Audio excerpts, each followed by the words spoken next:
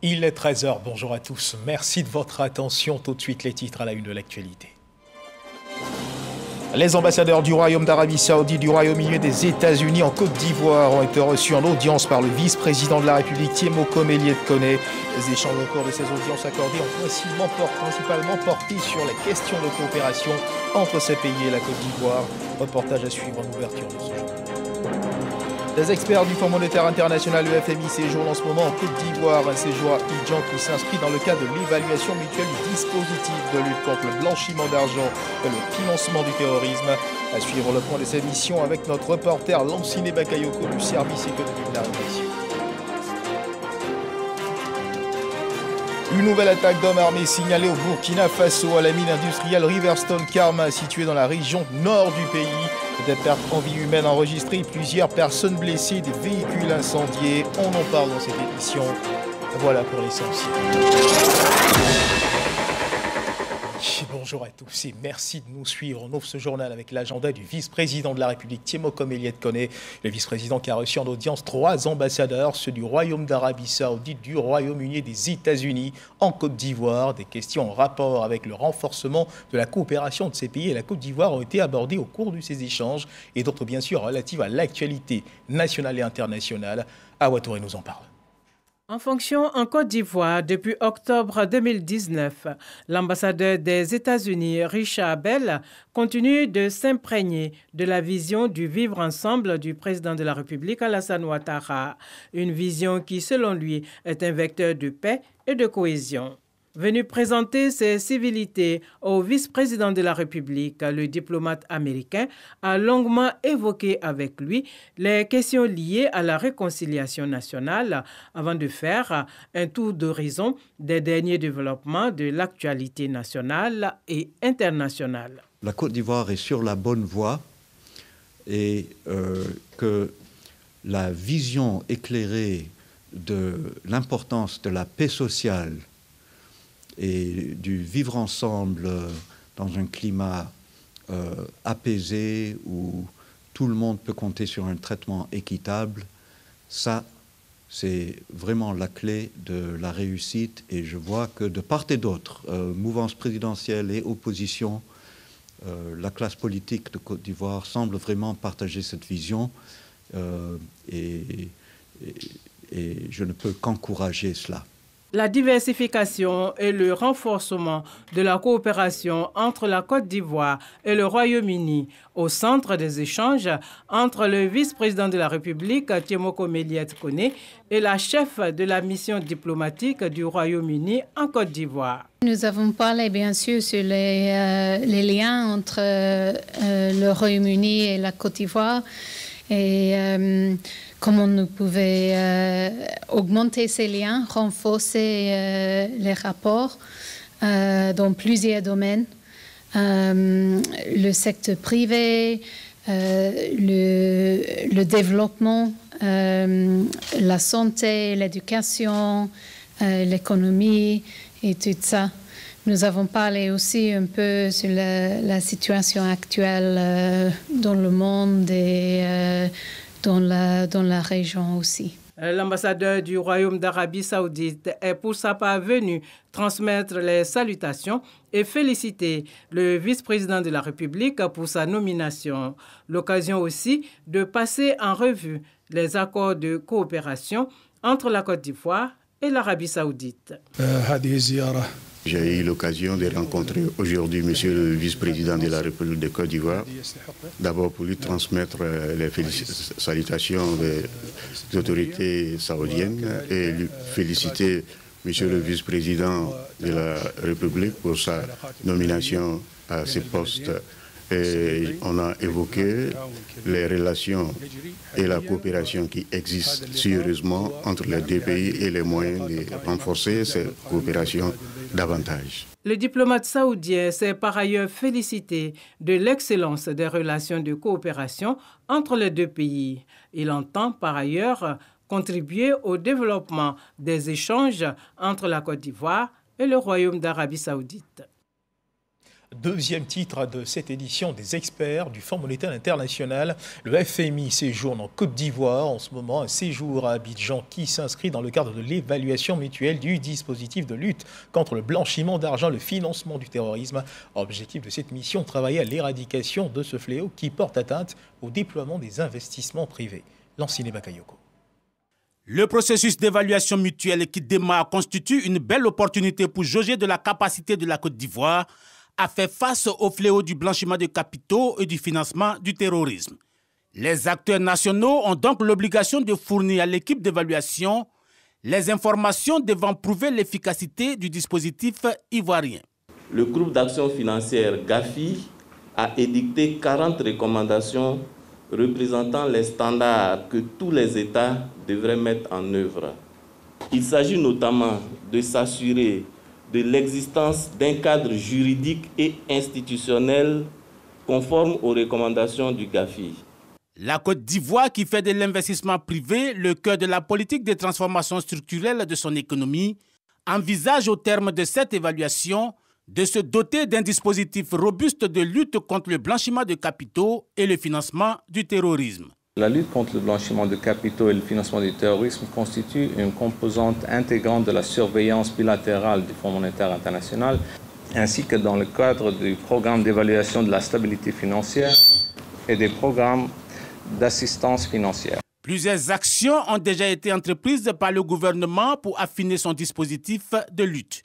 Il s'agit, entre autres, de l'adoption en mai 2020 du document de stratégie nationale de lutte contre le blanchiment de capitaux, de la mise en place du pôle économique et financier, de l'autorité de régulation des jeux de hasard et de l'agence de gestion et de recouvrement des avoirs criminels. Toutes ces actions ont pour but de permettre à la Côte d'Ivoire d'améliorer significativement ses résultats en matière d'enquête, de poursuite, de condamnation et de saisie des avoirs criminels. Débuté en juin 2021, le processus d'évaluation est prévu pour s'achever en mai 2023 avec la présentation du rapport devant la commission technique du GABA.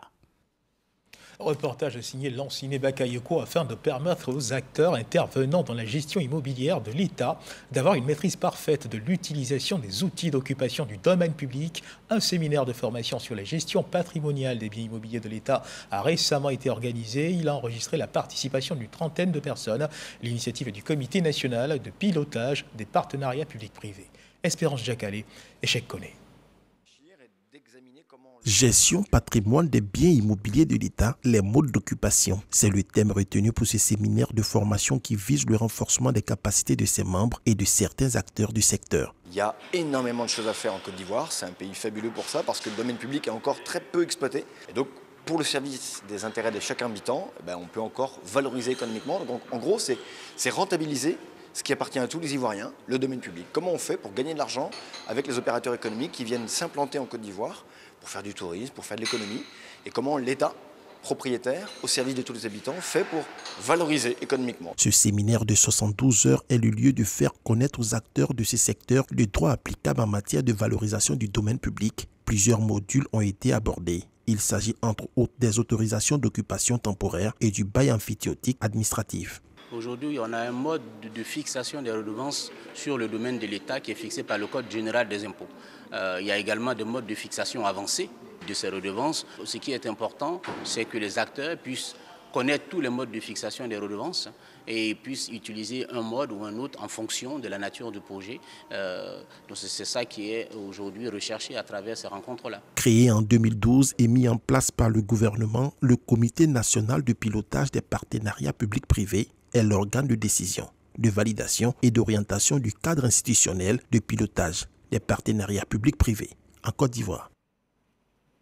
Dans le cadre de la défense du territoire et de la protection des populations, les forces armées de Côte d'Ivoire et de la gendarmerie nationale reçoivent du matériel roulant selon vue de renforcer leurs capacités opérationnelles pour lutter contre la criminalité et le terrorisme. Veiller également à la protection justement des populations. Nous en parlions à l'instant. 23 véhicules leur ont été offerts par une entreprise ivoirienne.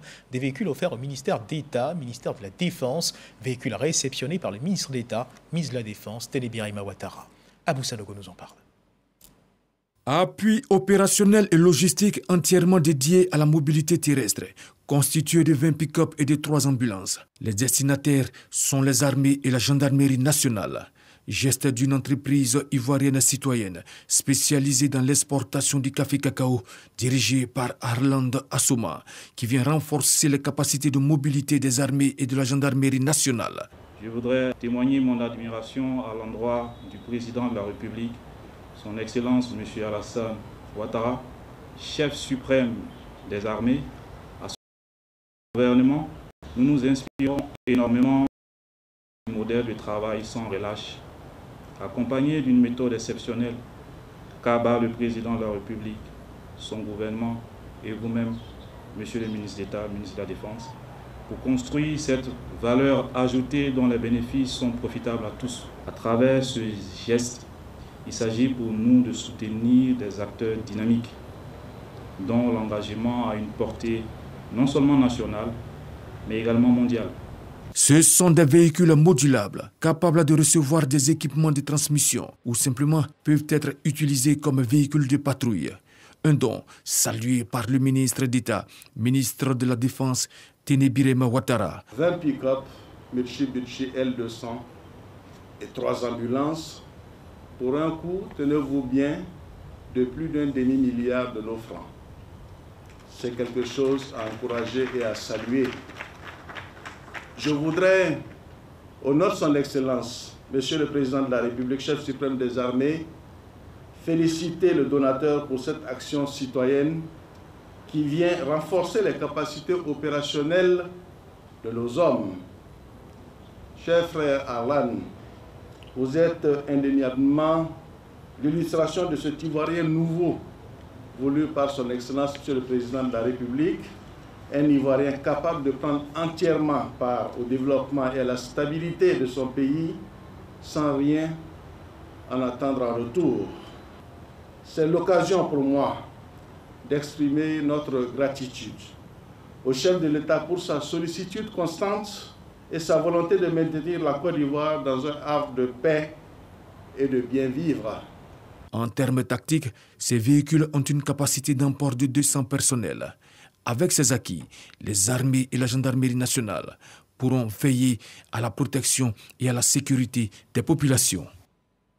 Et sur un autre terrain, à présent, celui de l'enseignement supérieur, devant l'importance de la mise en place d'un système de transfert de crédit en Afrique pour favoriser la mobilité internationale et la reconnaissance académique. Les partenaires et responsables du secteur de l'enseignement supérieur se sont rencontrés. Ils ont échangé sur les voies et moyens qu'il convient d'envisager en vue de promouvoir le dialogue régional pour l'atteinte de ces différents objectifs. C'était en présence du ministre Adama Diawara qui a présidé cette rencontre. Patricia Mouitia nous en parle. Le programme de mobilité universitaire reflète l'ambition de l'Union africaine de construire un continent intégré au moyen d'un système d'enseignement harmonisé. Le système d'enseignement supérieur et de la recherche est confronté à des difficultés, notamment le manque d'instruments pour faciliter la comparabilité des qualifications et du développement d'un système de transfert de crédit accordé et reconnu. Après les réflexions menées entre la Commission de l'Union africaine et la Commission européenne, plusieurs organisations se sont penchées sur la problématique. On fait un grand travail d'appui pour les systèmes d'assurance qualité, surtout les agences nationales d'assurance qualité en Afrique, dans toute l'Afrique, 5 régions.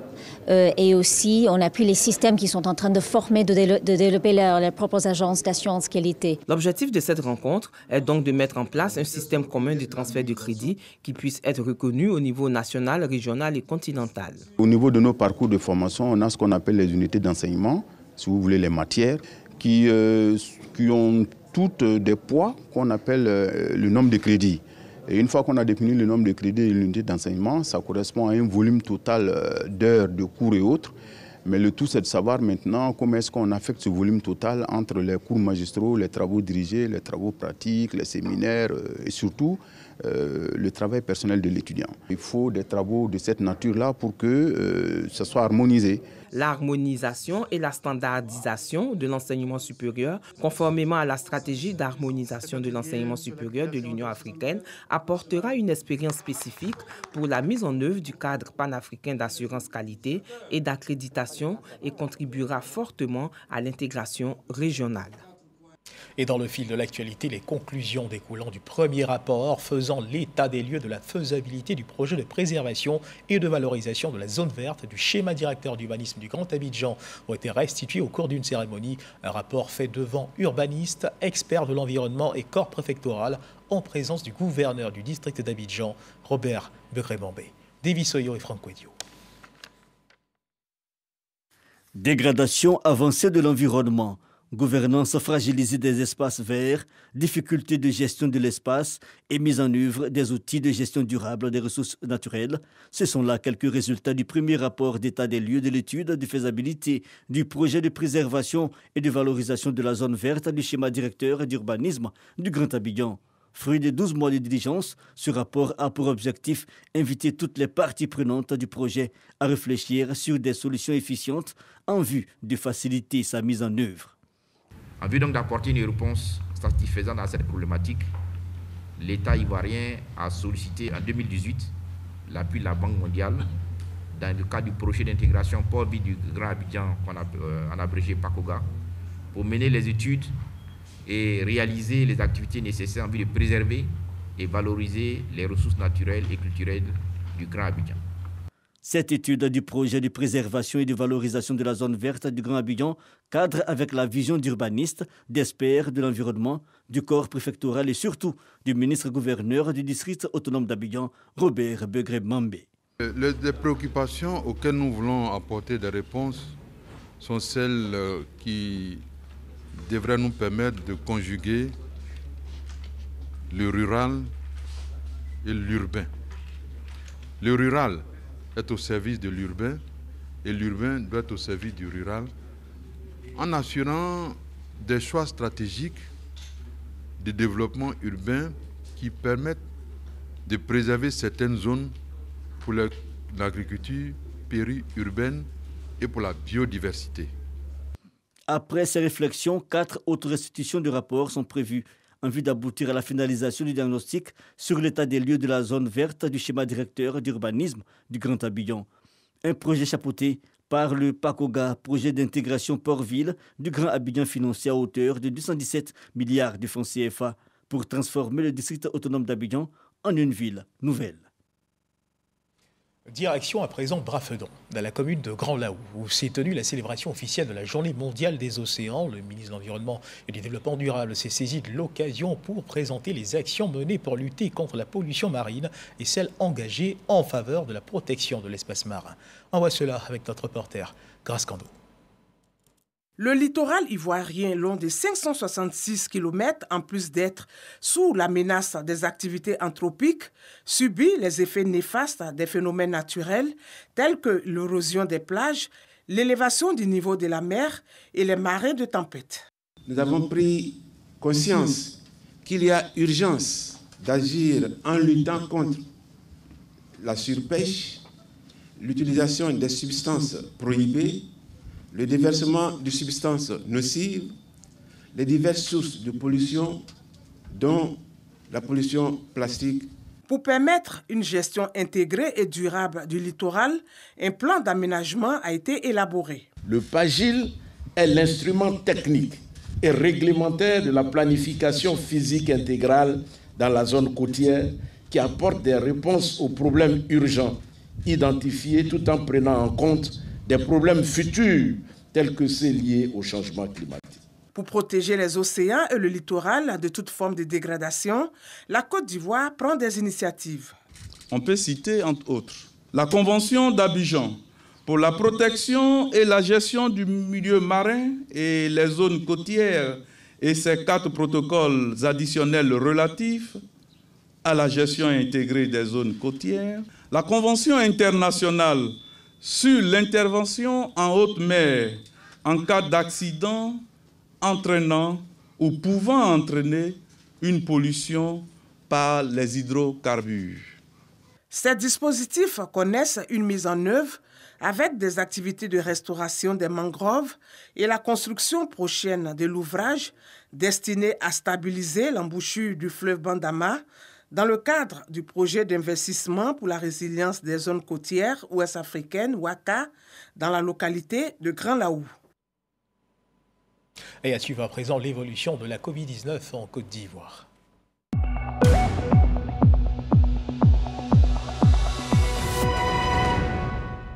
Le ministère de la Santé, de l'Hygiène publique, de la couverture maladie universelle a enregistré hier jeudi 9 juin 2022 17 nouveaux cas de Covid-19 sur 817 échantillons prélevés, soit 2,1% de cas positifs, 20 guéris et 0 décès. À la date du 9 juin 2022, la Côte d'Ivoire, notre pays, compte donc 82 364 cas confirmés, donc 81 504 personnes guéries, 799 décès et 61 cas actifs.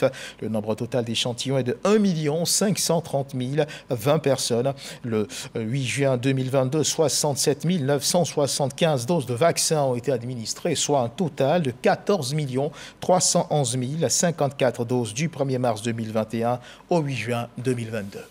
Le maire de la ville de Nation et le président du conseil régional du Boun-Kani ont procédé à la remise de 2 centres de santé et une maternité aux populations de villages de Nation commune. Les 2 centres sont l'œuvre du conseil municipal de Nation qui entend ainsi doter les villages d'infrastructures sanitaires afin d'éviter aux populations de parcourir des kilomètres pour bénéficier de soins. Quant à la maternité construite au sein de l'hôpital général de Nation, elle est l'œuvre du conseil régional du Boun-Kani qui, à travers cette infrastructure, veut relever le plateau technique de l'hôpital général de Nation.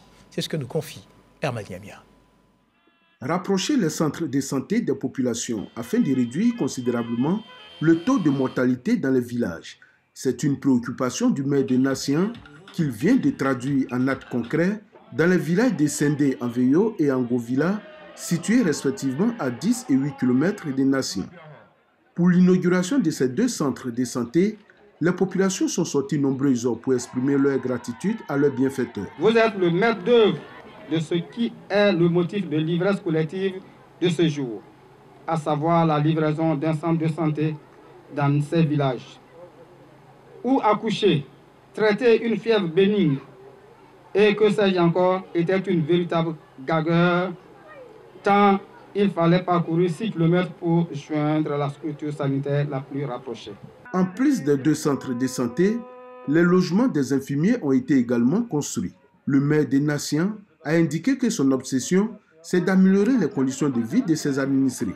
C'est pourquoi, dès mon accession au charge de maire de la commune de Nation, le conseil municipal et moi-même avons entrepris de résoudre les questions vitales d'accès à l'eau potable, de l'impraticabilité des routes qui mènent à vos villages, de l'électrification et surtout de l'accès aux soins médicaux. Le président du conseil régional du Boun-Kani et le sous-préfet de Koutouba représentant le préfet du département de Nation ont invité les populations à fréquenter ces centres de santé. C'est votre centre, fréquentez-le, mais maintenez-le propre et bien tenu. Ne restez plus à la maison. Même si tu penses que ce n'est pas grave, viens, l'infirmier va constater, il va te dire que ce n'est pas grave. Il ne faut pas rester à la maison pour dire que ce n'est pas grave. En marge de cette double cérémonie, Nien Philippe a remis officiellement aux populations les clés de la maternité de l'hôpital général de Nation, construite par le conseil régional du Boun-Kani. Une bonne nouvelle pour les populations de Nation et on continue de parler de santé dans cette édition. Dans le cadre de la lutte contre le cancer du sein, une ONG s'investit dans les chemins de la prévention. L'ONG dénommée Savoir Donner a initié au foyer des jeunes d'Atekoubé une activité de dépistage du cancer du sein. À l'occasion, des femmes ont été sensibilisées sur les bienfaits de cet acte de prévention. Yacouba Koulibaly et Jean-Marc Légy.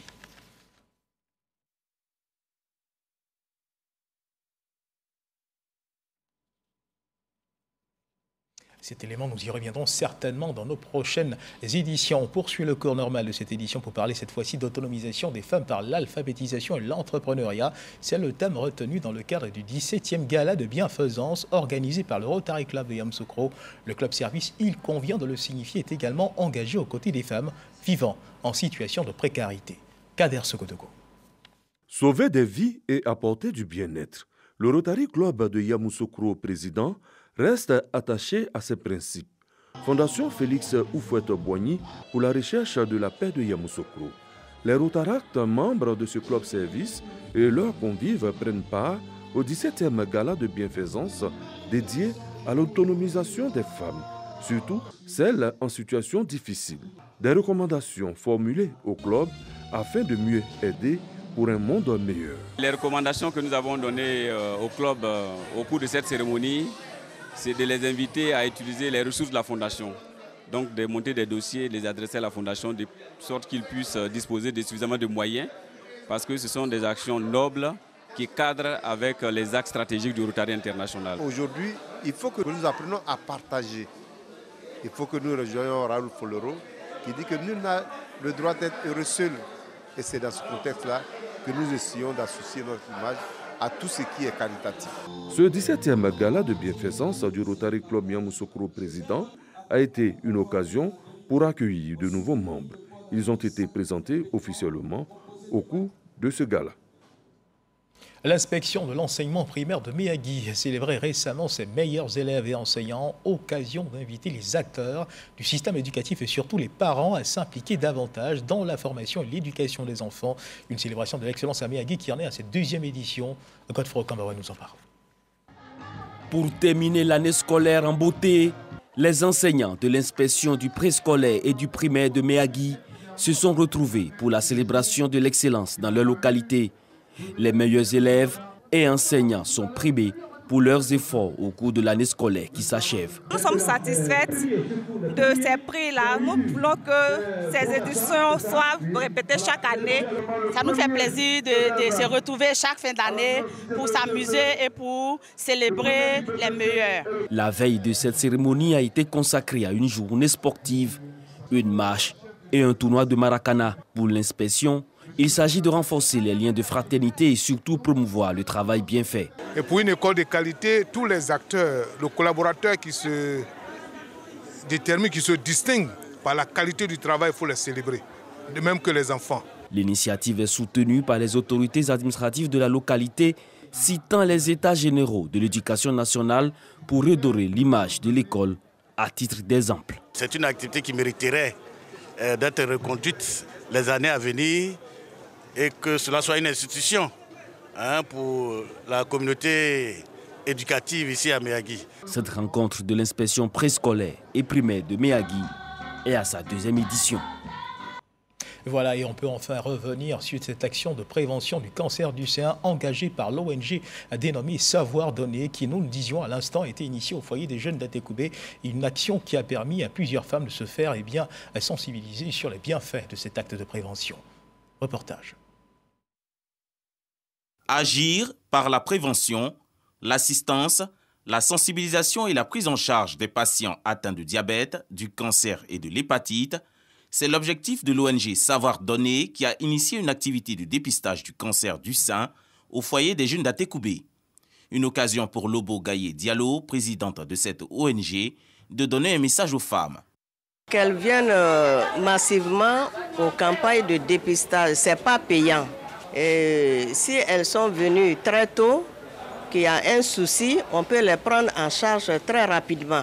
Un appel bien perçu par les femmes d'Atekoubé qui n'ont pas manqué de saluer l'initiative. C'est une bonne chose, c'est bienvenu parce que vraiment, le dépistage, quand c'est très tôt, c'est mieux parce qu'on peut guérir de ça, on peut soigner au fur et à mesure et guérir de ça. Pour le responsable du service médical, un message reste à retenir. Lorsque vous ne palpez pas votre sein pour savoir s'il y a une masse ou il y a une boule, vous êtes surpris souvent de découvrir plus tard qu'il y a quelque chose dans le sein. Donc c'est une maladie grave et qui mérite une large information de la population pour que celles qui ont des problèmes ou bien celles qui ont des boules dans leur sein, elles doivent faire l'effort pour approcher les médecins pour pouvoir faire un diagnostic rapide. Pour réduire considérablement le taux de femmes atteintes du cancer du sein, des initiatives de ce genre sont multipliées afin de permettre aux femmes de connaître leur statut. Un reportage commenté pour vous par Jean-Marc Djadji. Après le passage en Côte d'Ivoire d'investisseurs turcs et portugais, le pays enregistre cette fois la visite d'opérateurs économiques américains. En moins d'un mois, c'est la 3e fois que des investisseurs étrangers sont en mission de prospection dans le pays. Ils ont été reçus en audience par la ministre des Affaires étrangères, Candia Camara. On fait le point avec Laure Goretti et Sidonie Davila. Une délégation d'hommes d'affaires venue des États-Unis a rencontré la ministre d'État, ministre des Affaires étrangères, de l'intégration africaine et de la diaspora, conduite par Enza Camara, consul général de Côte d'Ivoire à New York. C'est la seconde fois que ces hommes d'affaires se rendent dans le pays dans le cadre d'une prospection économique. Ceci est notre deuxième visite en Côte d'Ivoire et pour moi, ce voyage revêt un caractère particulier en ma qualité d'Africaine-Américaine. C'est un immense privilège de revenir sur les terres de mes racines en Afrique pour investir et surtout contribuer à l'économie des pays africains en général, de la Côte d'Ivoire en particulier. Notre second voyage pour nous établir dans le pays en tant que constructeur de logements sociaux, également d'infrastructures, de routes, d'énergie et d'hôpitaux et d'écoles. Et nous sommes vraiment très remerciants à Madame la ministre d'État et son Excellence l'ambassadeur aux États-Unis de nous avoir ouvert les portes pour pouvoir investir dans votre pays et nous espérons être ici pour très longtemps. Féliciter ces hommes et ces femmes opérateurs économiques et qui ont participé au mois de novembre au forum économique organisé par le consulat général. Et voilà que quelques mois après, ils sont de retour ici. Ça veut dire qu'ils ont été convaincus par toutes les propositions qui leur ont été faites. Ils ont été convaincus certainement par l'environnement économique que nous leur offrons. Les membres de la délégation se disent prêts à accompagner le gouvernement ivoirien dans sa dynamique de restructuration de l'économie pour le développement de la Côte d'Ivoire. Troisième et dernier titre de cette édition dans l'actualité internationale. Burkina Faso, la mine industrielle Riverstone à Karma, située à Namisigima, dans la région du nord du pays, a été visée par une attaque hier jeudi. Au petit matin, des hommes armés ont lancé un assaut contre la mine. 2 personnes, dont un civil et un soldat, auraient été tués durant l'attaque, ainsi que plusieurs personnes blessées et des véhicules incendiés. Tout le personnel de la mine a été évacué. Et c'est sur cette information que se referment les pages de cette édition. Merci de nous avoir suivis. Bon début d'après-midi. Dieu garde la petite.